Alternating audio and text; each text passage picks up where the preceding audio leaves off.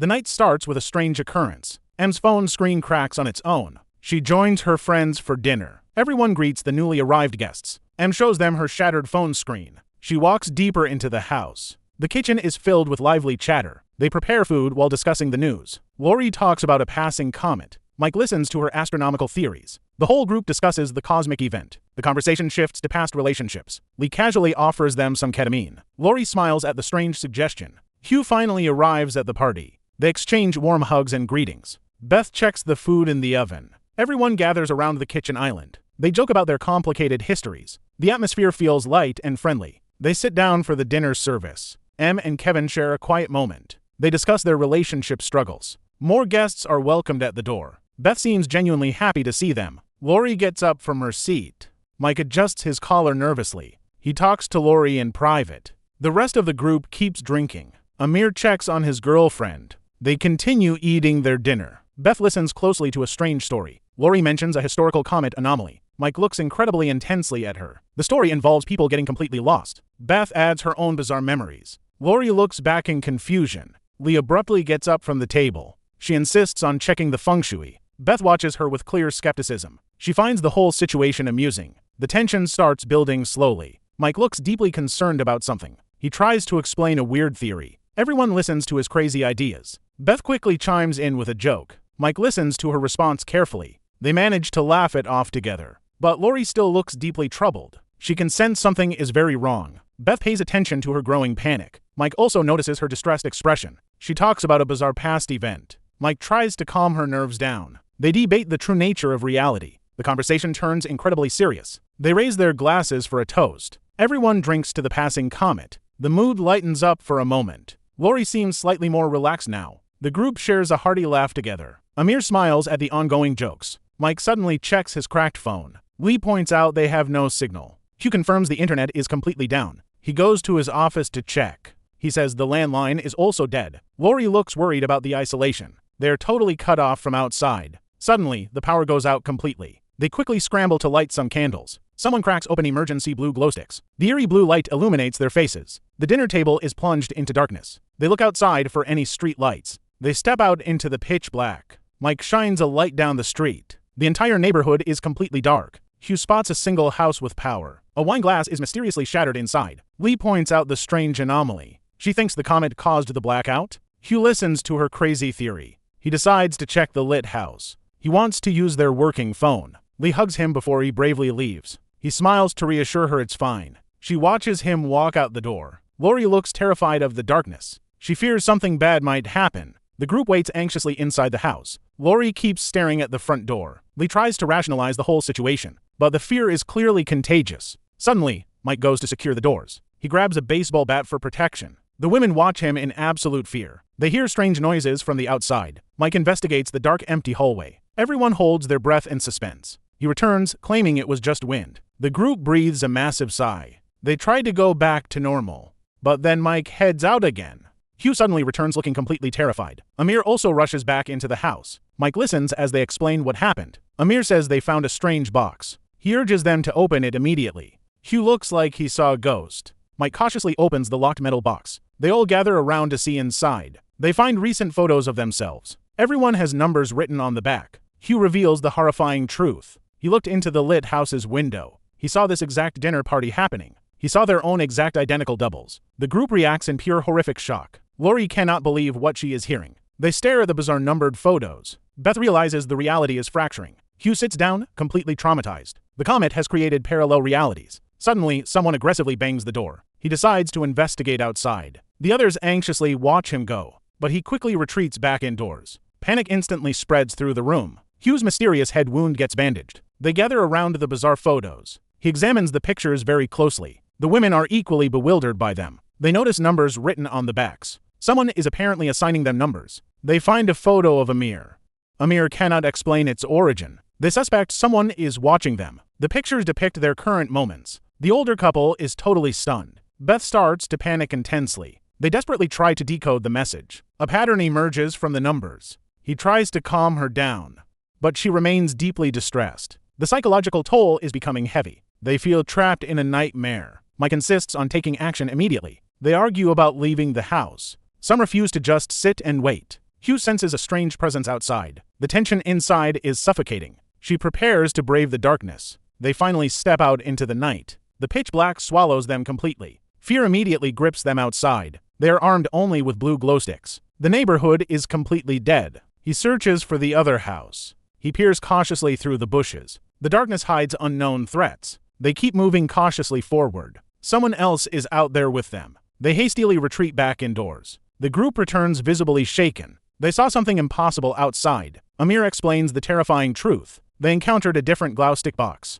There is another version of them out there. Hugh tries to process this revelation. The reality of alternate selves sets in. The front door suddenly swings open. Someone brought a strange envelope inside. He carefully opens the mysterious package. Everyone waits in absolute suspense. A book on quantum physics emerges. He reads the complex theories aloud. It explains Schrödinger's cat experiment. The concept completely baffles the group. He explains the idea of decoherence. The heavy science is overwhelming for them. Multiple realities are existing simultaneously. The comet has caused this fracture. Beth tries to grasp the implications. Mike relates it to their current situation. Every choice creates a new branch. They are living in one specific branch. The other house is another timeline. The realization is utterly horrifying. Mike starts to lose his composure. The concept of other versions is maddening. He wonders about their other choices. The paranoia reaches a new high. Beth questions the other group's motives. They realize the danger they pose. He points out the dark truth. The other group might be hostile. Amir tries to mediate the panic. Hugh's anxiety visibly skyrockets. The situation is spiraling out of control. Em fears for her own life.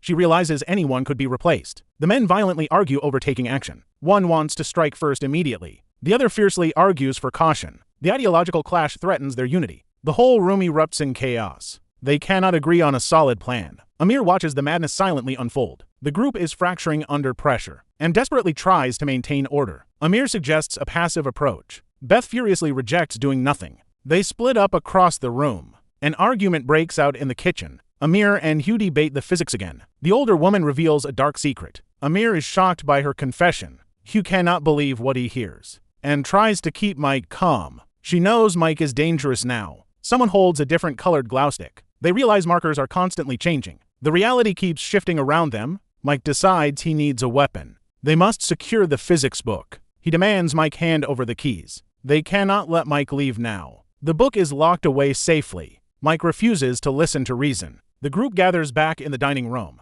They confront Mike about his plan. She warns them about the consequences. Her actions have already altered things. She defends her drastic choices. Beth realizes the truth about the drugs and desperately tries to stop Mike. Mike forcefully prepares to leave anyway. Beth accuses someone of poisoning them. The betrayal deeply hurts the group. Mike abandons the chaotic argument completely and tries to process the deception. She slumps over in utter defeat. The nerdy woman inspects the evidence. A vial of ketamine is revealed. The older woman washes a tainted glass and finds something unusual in a bag. She pulls out a hidden object. It's a photo from another reality. Mike grabs some wine and departs and studies the strange photos carefully. Meanwhile, Mike argues in the hall. Beth overhears their rising tension. He offers a tense, uneasy smile. They continue bickering in the dark. He tries to reassure her gently. They lean in for a kiss, but she pulls away, still doubting. Someone cracks the door open slowly and peers out into the gloom. The older woman shares her worries.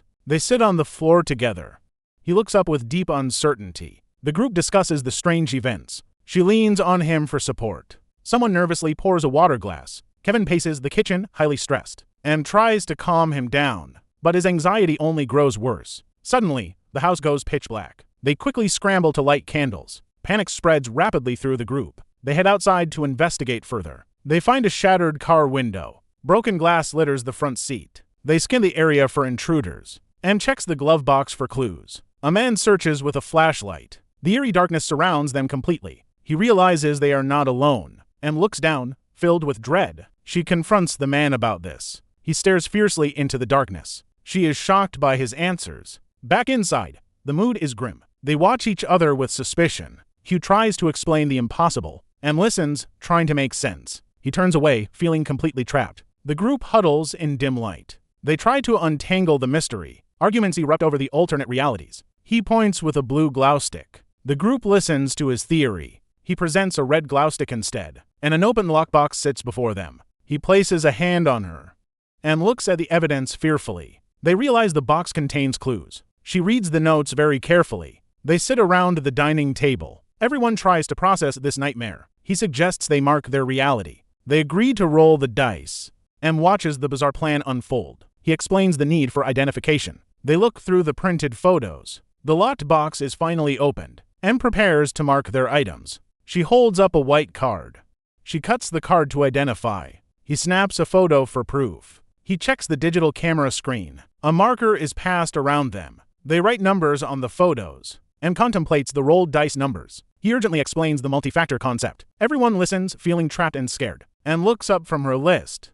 They mark a coaster as well. The plan is finally put together. M reviews the final numbered list. The sequence of numbers is clear. He calculates the odds of repeating. M realizes the terrifying truth now. Another woman looks equally shocked too. M stares blankly at the candles. The numbers don't match their reality. He rubs his face in despair. Someone pours more wine to cope. M points out the mismatched numbers. The list proves they are visitors. She explains this isn't their house. He drinks, unable to handle it. M desperately tries to convince them. She gets increasingly frustrated and frantic. She explains the dark roulette wheel. They're trapped in another timeline. He refuses to accept her theory. A strange noise comes from outside. M turns, hearing a sudden disturbance. He covers his face in fear. Someone approaches the front door slowly. The older woman looks very frightened. He gestures to keep completely quiet. The tension in the room peaks. He whispers an urgent, hushed warning. They all freeze, listening very closely. The men stand ready to fight.